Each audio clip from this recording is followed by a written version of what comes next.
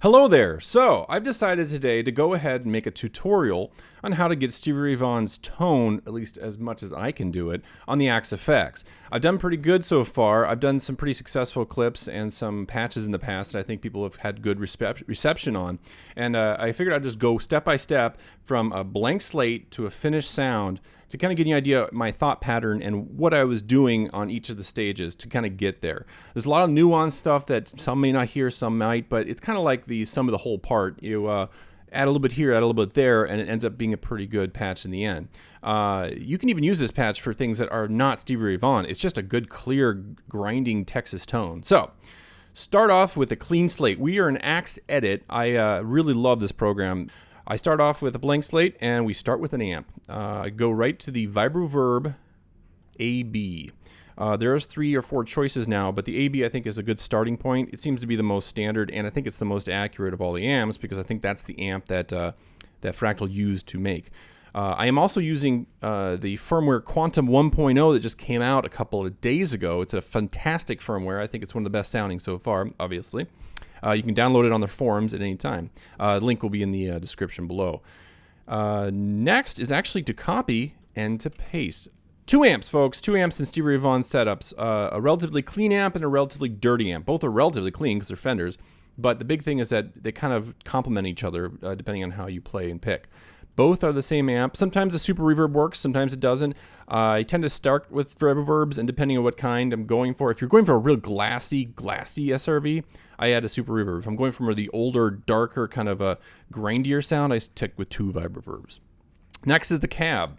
Now, I use my own IR capture. This IR capture is something I made about a year ago, and it's been working really well for me. I have a whole bunch of them, but this one's the best, okay? So you can download it down in the description below. It's free, but I do appreciate a donation on my website if you feel so kind. So the first thing I do is to add the UA7. Now the reason why is because my personal capture ability is a little limited. The UA7 seems to do a great job of softening it and making it a little tubier. Next, we copy and paste the cab again. So we have 1 cab for 1 amp and 1 cab for 1 amp. Now, some people might say, why don't you just use 1 cab? You're doubling it down, just cross it. My ears tell me there's something slightly different. Something changes in the sound when you don't split the amps into different speakers. I could be just hearing things, but since it's not really that big of a deal, it does have a little bit of CPU usage, but for most part, I don't think it's a big deal. Let's link this up front and back, and we should have sound. Now, let's turn these down a little bit. I usually go about -6 on the cabs, just to bring it kind of a softer sound. It doesn't blow out your ears, especially with if you're playing live and you got a sound guy, because Axe FX can be pretty hot for that board. So we're going to go ahead and hear what this sounds like real quick with all the basic standard settings. This is all 5s across. This is like if you just open up the amp. There's nothing put into it.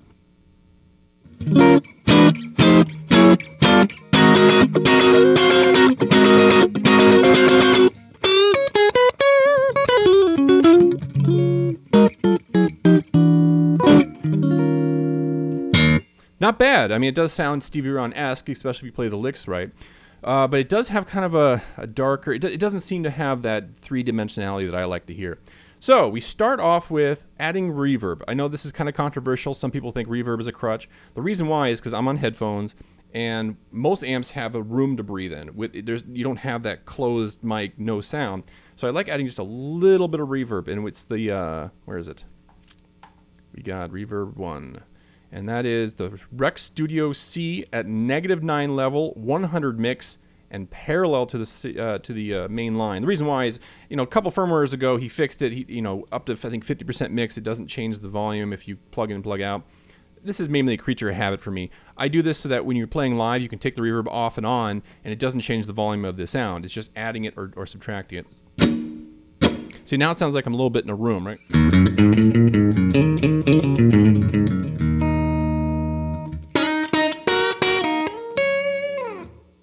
It's got a good kind of a breathing effect. So it allows you to kind of understand how an amp would sound in room. Now we go to start editing the front panel. This would be the treble volume controls. We'll do advanced next, but first we'll just start with the 2 amps and kind of get them where I usually have them. We start with, again, a clean amp and a dirty amp. Clean is kind of relative, but dirty and clean are just slightly differentiation, but it's about how you attack your amp. So 4 on input, 4 on bass, 6.87 on mids. This is a little weird. Now, this may not be correct. I believe Cliff & Company would probably model the amp so that the mid control at 5 is exactly what the amp is. But in those amps in real life have, instead of a mid control, have a 6.8K resistor in the tone stack. This is kind of like as if you had a mid control at 6.8 on the dial. So I kind of put that at 6.8. It's more like it's a habit, but it seems to sound good for me, so I keep with it. Treble at 7. Master at 10, of course. Next amp, input drive at 7, bass at 2. Bring that bass down. Bass just clutters up the sound.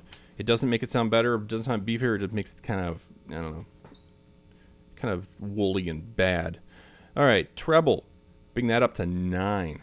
So 9 is a real high number, but with a high distorted Fender amp, it just gives it that great sound. So here we are now with all the tone control settings. Oh, I'm sorry. Take that back. Turn those bright switches off.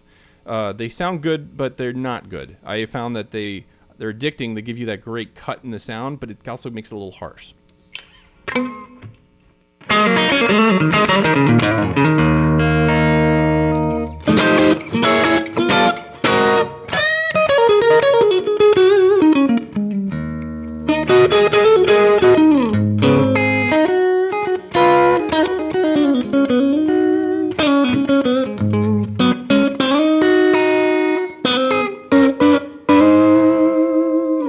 All right, so we're already getting pretty close. The amp with the clean and dirty, it kind of gives a bit of hair on every one of the clean notes. It's kind of a cool dynamic. And I think the clean, dirty amp combination is probably a trick that most pros have been doing for decades. But most don't do it because it involves a lot of time, effort, money to have 2 amps. And then, of course, the perfection of understanding how 2 amps sound together has got to be, it's difficult. But with the Axe FX, it's easy. Next step is the speaker. So this is going to be a little interesting. Most people don't touch this setting, but I touch it every time. 52 for the low res frequency. That is what my JBL wants. I think it's 40 hertz is the low res frequency of the actual speaker, and then the cab raises it, I believe, 10 or so hertz. So we're going to go ahead and put 52 there on both the amps because they're both running Reverb JBLs. And then transformer match. Stevie Vaughan has rumored, and I believe it's very true, to have doubled the load on his transformers because he replaced the transformers with bigger transformers. That means instead of a 4 ohm load, it sees an 8 ohm. Oh, sorry. Instead of an 8 ohm load, it sees a 4 ohm into 8, doubles it. So you want to bring your match to 1.8. The next one, 1.8. And then the transformer drive. Because he enlarged the transformer, I think it should be down, right? Because if it's a bigger transformer, it's going to drive less. That could be wrong about this, but it seems to kind of clear up the amp a little bit. When you double the transformer match, it seems to kind of, I don't know, kind of make it a little bit kind of darker and kind of woolly, and this brings it kind of back to life. So here we are with just the transformers and the low-res frequency.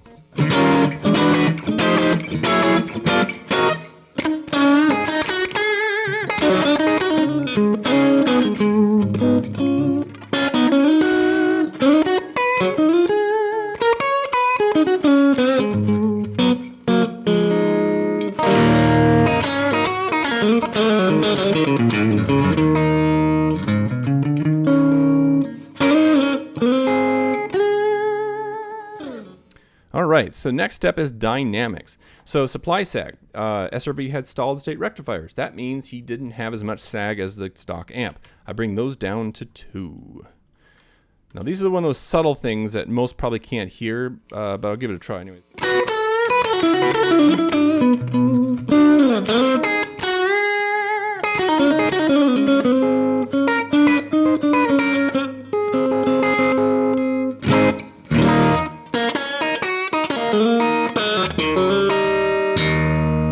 I think it kind of in the attack seems to hold together just a little bit better, especially in the low notes, because you want that.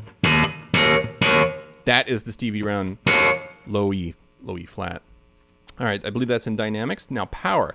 Doubling the negative feedback also brings the amp out of that dark recesses. You want to have it. I don't know how to explain it, but in the when you double your transformer's load, I think it automatically doubles your negative feedback as well. Most people don't double. They kind of lower it because it feels better. But you don't want the amp just to feel better. You want it to sound better. So see how that kind of, it cleared up a lot of that low end?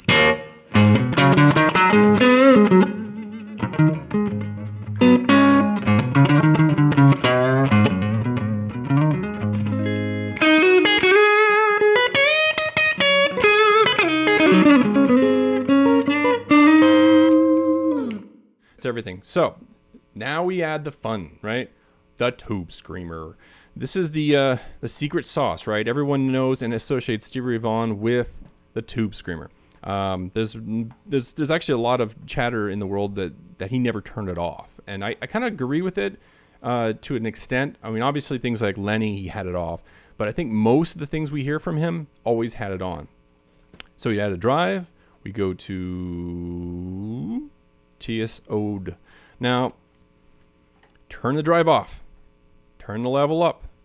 Let's go to 9 though. I usually don't. Yeah, it's just 10. Sometimes 10, 9, depends on the mood, right? If it's a Tuesday, I usually put a 9.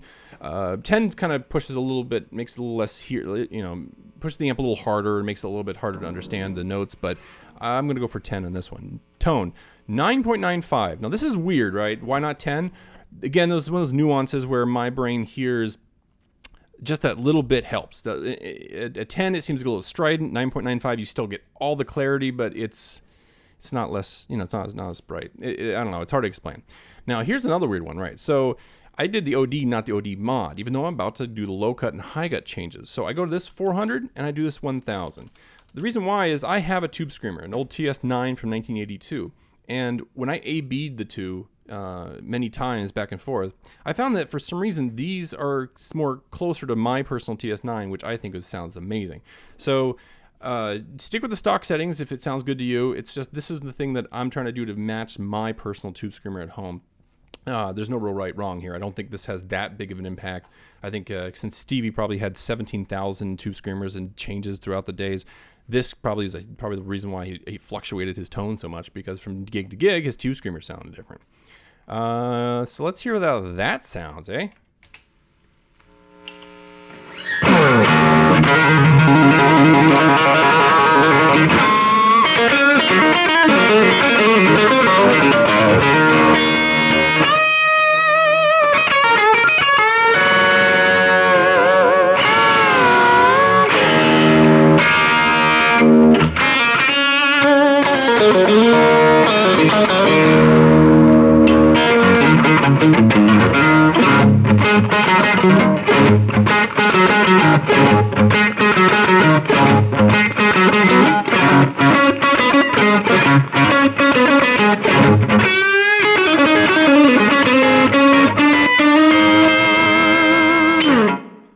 So we got some cranked Stevie tone.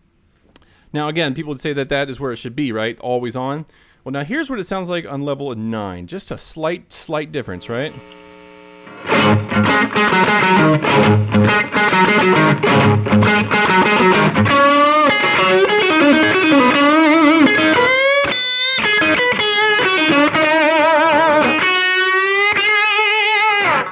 See, it's not as quite intense, right? So 10 again.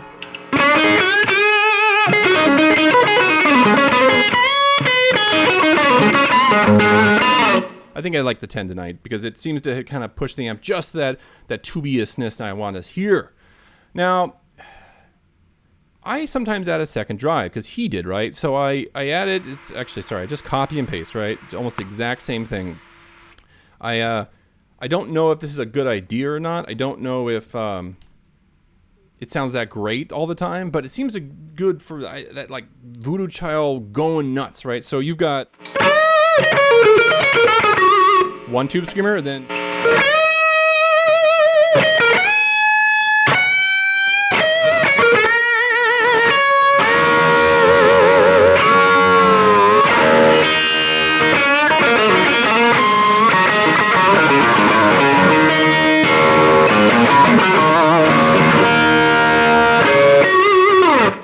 seems to kind of push it way beyond, right? So I'm guessing that he wouldn't have this as the whole solo, just when he was going to punch that one big bend or whatever, because a lot of noise is added, and it does lose a lot of the clarity that I think is good with the single.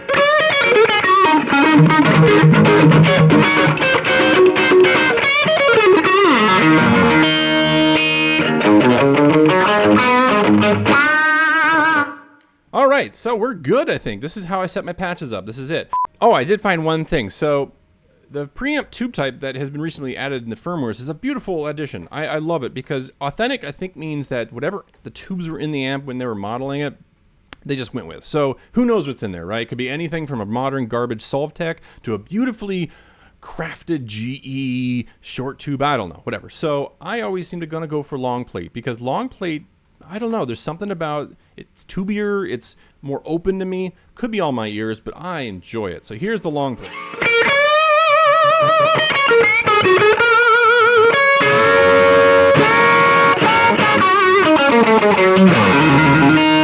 And then without the tube screamer.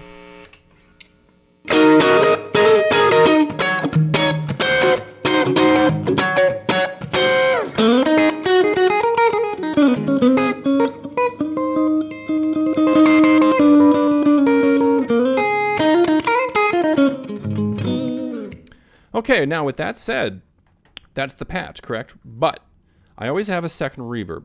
My second reverb is a rich hall, great added reverb.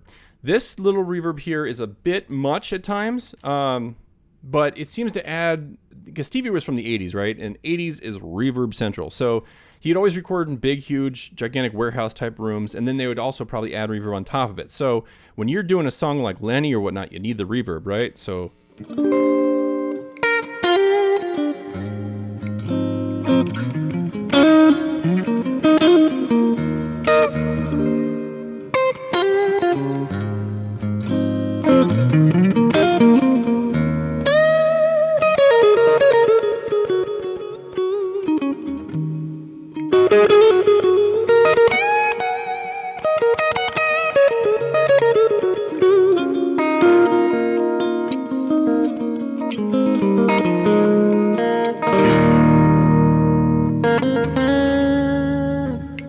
I mean, the XFX reverbers are so good, it's addicting. Obviously, this reverb is not going to be good for live. You don't want to have reverb like that in a live sitting. I think it's going to be ridiculous. But if you're recording at home, why not? There we go. We have a Stevie Ray Vaughan patch from scratch. Now, I'll go ahead and play with a little backing track for some fun, but if you have any questions, just let me know. Hopefully I didn't miss anything. It sounds close to Stevie, right? Not exact, because I'm not Stevie Ray Vaughan. So, hope you enjoy, and I'll see you next time.